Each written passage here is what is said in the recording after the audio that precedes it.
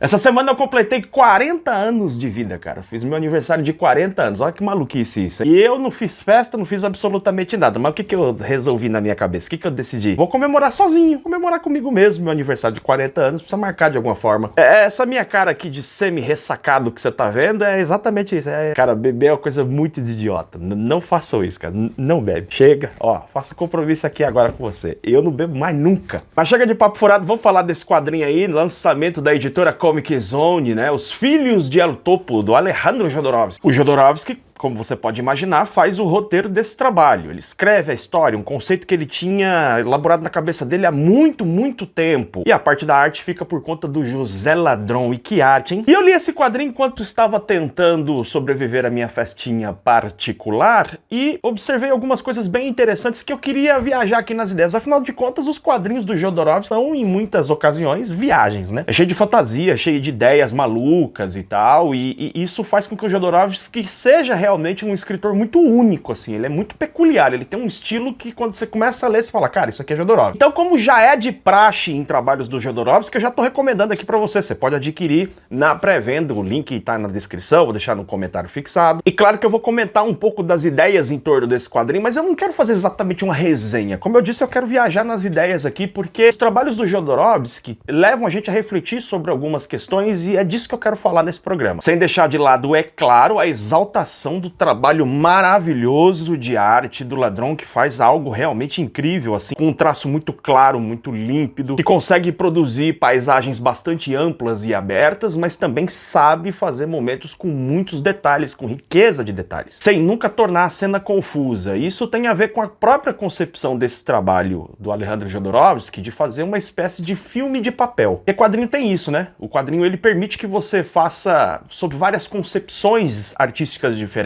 E a ideia inicial do Jodorowsky era fazer um filme que é a sequência do seu clássico cult lá de 1970, eu vou falar um pouquinho sobre isso já já. Durante várias décadas, o Jodorowsky aguardou a oportunidade de filmar a sequência, Os Filhos de El Topo, mas acabou optando por lançar isso no formato de quadrinhos, o que com certeza furou a bolha do mundo dos quadrinhos. Esse material foi lançado na França originalmente em 2019. E quando ele foi anunciado, uma galera se ficou, cara, quero ver a sequência e tal. A galera que gosta do filme de 1970 ficou naquela expectativa de ver o trabalho do Jodorowsky. Porque o filme lá de 1970, El Topo, é um marco na carreira do próprio Jodorowsky, mas também é um marco no cinema propriamente dito. Pelas ideias malucas que sempre estão presentes nos trabalhos do Jodorowsky e pela forma como ele foi exibido. Porque na época nenhum cinema queria projetar a película. Porque o filme era completamente maluco. O filme foge completamente dessa coisa mainstream. O filme vai contar um cara que tá lá numa grande jornada, que é um grande pistoleiro, e ele vai passar por uma série de provações, de situações inusitadas, ele vai ganhando uma capacidade de ampliação de consciência, até que ele chega numa espécie de iluminação. O filme vai nessa direção. Não é o tipo de filme que você vai assistir numa sessão da tarde, né? E os cinemas da época não queriam fazer, então, a transmissão do filme, enfim, passar o filme lá nas suas salas. E vai acontecer que o Jodorowsky tinha um amigo que tinha um cinema que passava na maior parte do tempo filmes pornográficos, e aí o cara aceita passar o filme do Jodorowsky sempre depois da meia-noite. Então, quando tinha vários cinemas fechando ali, porque já tinha dado a hora, tinha acabado a última sessão, começava a sessão da meia-noite passando o filme do Jodorowsky, o El Topo. E isso aí marcou uma geração inteira, porque começou a aparecer vários outros filmes que eram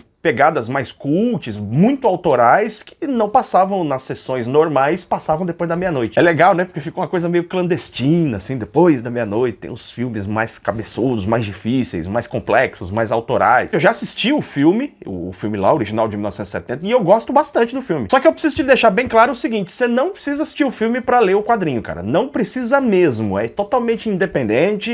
Se você já tem uma ideia do que é o trabalho do Jodorowsky, você não vai ter nenhuma dificuldade. Eu digo isso porque a galera que tá mais acostumada a ler quadrinho ali, sempre aquela mesma coisa, super-herói e tal, não sei o quê, pode estranhar o estilão bizarro, fantasioso, onírico, viajadão do Jodorowsky. A leitura dos trabalhos de Jodorowsky exige isso, que você tenha uma certa abertura de ideias para ler o trabalho. Mas aí é que tá um primeiro ponto, quer dizer, principalmente nesse trabalho Os Filhos de El Topo, o que você encontra ali é uma viagem, uma fantasia que te leva para, digamos assim, dimensões de criatividade. O trabalho do Jodorowsky Jodorowsky é um trabalho que te chama a ter uma leitura mais criativa, mais aberta, mais amplificada, de consciência mais aberta. A gente vai ver ali o personagem do primeiro filme agora como um santo e ele tem dois filhos, um se chama Abel, o outro se chama Caim. E o pai, que é o santo, ama Abel. É o filho santo, é o filho puro, é o filho inocente dele. Ele tem o outro filho, que inclusive se parece com ele ali no começo do filme. O bicho é barbudão, cabeludão e tal, que é o Caim. E o Caim tem uma marca, cara. A marca de Caim. Por quê? Porque já tá profetizado que ele vai matar o irmão. Inclusive ele se afasta do irmão com medo exatamente de cumprir a tal profecia. E aí a gente vai vendo a jornada dos dois em circunstâncias muito diferentes e malucas. E a gente vai ver coisas que a gente sempre encontra nos trabalhos do Jodorowsky, né? É muito comum você ver coisas como grandes jornadas dos personagens, processo de autodescobrimento, até de abertura de consciência, coisa desse tipo. A gente vê muito isso nos trabalhos do Jodorowsky. Muito sexo nas páginas ali, uma sexualidade muito aflorada e muita violência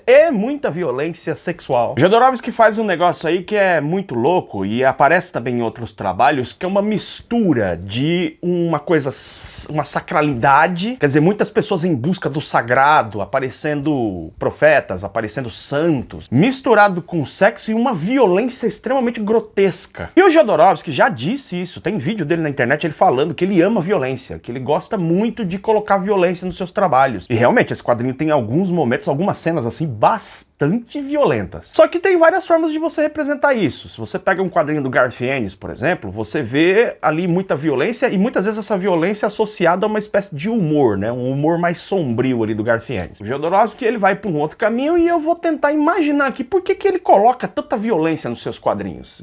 É uma beleza, né? Por causa da arte e também ali a coisa do sagrado, tudo isso misturado com viagens e maluquices e violência. Sobre esse trabalho em específico, o Jodorowsky já afirmou que ele fez esse trabalho como uma forma dele curar-se interiormente, né? Que era o processo criativo dele, estava engavetado e ele precisava produzir a obra para tirar isso dentro dele. Então foi uma cura que ele conseguiu fazendo esse trabalho. Mas eu acredito que o Jodorowsky também utiliza isso como uma forma de catarse mesmo, essa coisa da violência. Eu até procurei alguma coisa para ver se ele falava sobre isso, da forma como eu tô entendendo. Eu não encontrei nada, nenhuma reportagem, nada. Seguramente existe material aí na internet ele falando disso, mas eu procurando ali rapidamente não encontrei nada. Mas para mim fica claro de que é uma forma dele lidar com o medo da própria violência. É mais ou menos uma pessoa que tem medo de espírito, por exemplo. Qual que pode ser um jeito da pessoa lidar com isso? É assistindo filme de terror. Ela vai assistindo uns filminhos aqui e ali, e meio a conta-gotas a pessoa vai ficando mais corajosa em relação a isso. Porque eu acho que medo todo mundo tem, mas tem níveis, né? Tem gente que é assim, aterrorizado com a coisa. Aí vai consumindo alguns produtos ligados a isso e de alguma forma vai encontrando uma forma de se livrar desse medo abissal. E eu confesso pra você que quando eu leio os trabalhos do Jodorowsky, essa questão da violência fica também marcada pra mim, assim, como uma forma de você expurgar o medo excessivo da violência, vendo muita violência. E é interessante também como o Jodorowsky ele constrói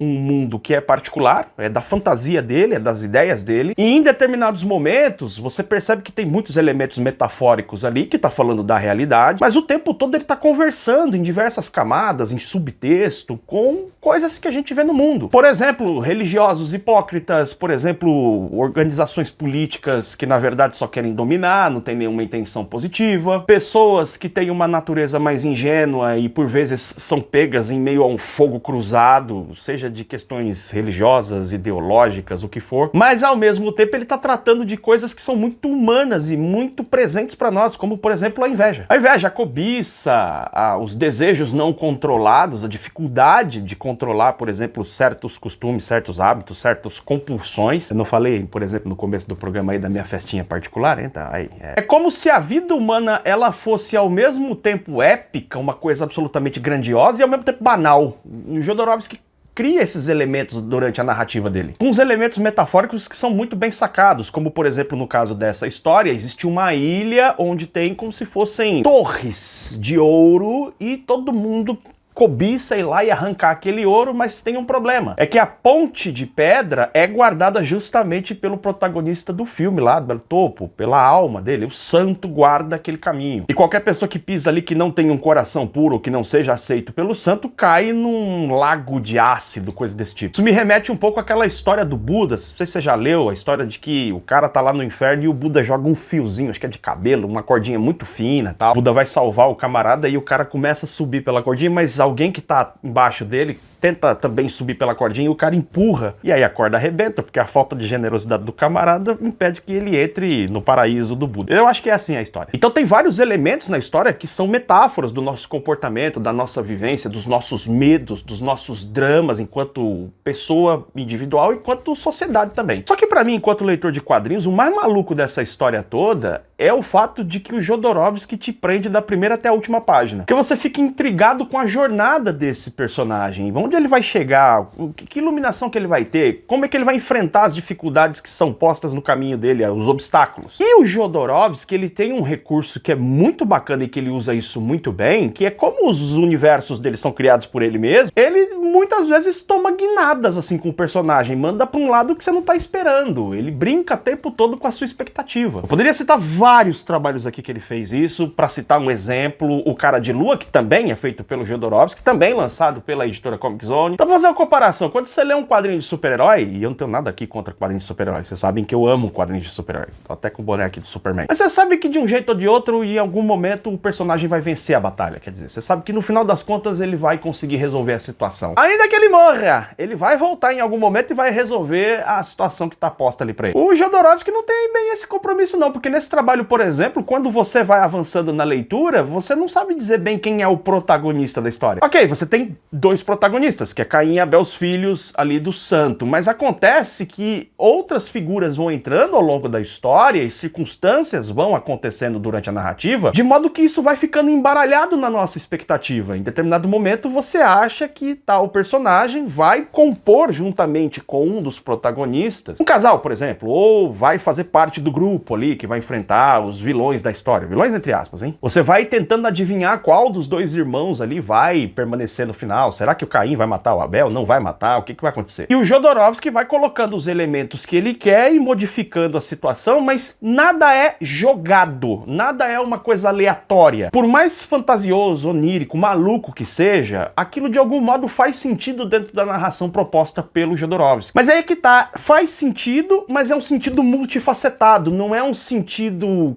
único, linear. Não, aquilo te leva para muitas direções. A linearidade da história está especificamente no protagonista, ou no caso, nos protagonistas, que vamos acompanhando a jornada deles ao longo da história. Mas como o Jodorowsky não tem nenhum compromisso com a nossa própria expectativa, a coisa pode ir para qualquer canto a qualquer momento. A coisa pode tomar uma guinada totalmente diferente, o que a gente chamaria hoje de plot twist. Mas eu, sinceramente, nem sei se a palavra plot twist, uma virada de mesa, uma virada de roteiro, se aplica ao Jodorowsky. Porque ele não tá construindo uma história para te dar um final impactante. Na verdade, cada página é impactante. Cada página acontece uma coisa que você não estava esperando, em situações grotescas, violência, e no meio disso acontecem milagres. Os personagens chegam a mudar de comportamento em alguns momentos na história e você não sabe bem se eles estão mudando de comportamento mesmo ou se eles estão apenas revelando aquilo que eles já são. Então os personagens dos trabalhos do Jodorowsky são personagens normalmente com maior profundidade. Tudo isso vai alimentando na gente, então, o desejo de avançar pra história pra ver onde bexiga aquilo vai dar, cara. Porque você fala, tá, qual que vai ser o final dessa jornada? E aí quando eu leio essas histórias eu fico me sentindo um pouco como se eu estivesse lendo mitologia ou se alguém de uma outra cultura estivesse me contando uma história. Porque se você ler a mitologia mesmo, assim, ela de forma mais raiz, digamos assim, você vai ver que ela tem coisas que pra nós são aleatórias e te levam por caminhos inesperados. Esses caminhos, inclusive, são injustos muitas vezes. Personagens que, pô, que você se apega, que você gosta ali, padecem de situações terríveis. E não tem uma justificativa, assim, cara. Você fala, pô, mas por que é assim? É assim porque é aleatório mesmo. Não precisa ir longe, não. É só ler mitologia grega. Lê a mitologia grega pra você ver como é que é. A Disney e mesmo os filmes tendem a açucarar um pouco, adoçar um pouco as coisas e tal, mas quando você vai ler mitologia, você vê que os deuses são cruéis muitas vezes. Mas não o tempo todo, entendeu? Eles têm momentos de crueldade, às vezes se arrependem, às vezes eles fazem pior depois. Eles são multifacetados. Essa é uma característica de mitologias e me parece que a gente é muito apegado a filmes, séries, a histórias que nos entregam as coisas de muito mão beijada, assim. Ah, este aqui é o mocinho, ele é assim, assim, assim, assim, esse aqui é o malvadão que é assim, assim, assim, assim. E tá tudo tudo bem, acho que faz parte também, né? Tô falando aqui dos super-heróis, tem essa característica e tudo bem, acho que faz parte, mas realmente, quando a gente avança para outros escritores que têm uma capacidade, uma autoralidade maior, aliás,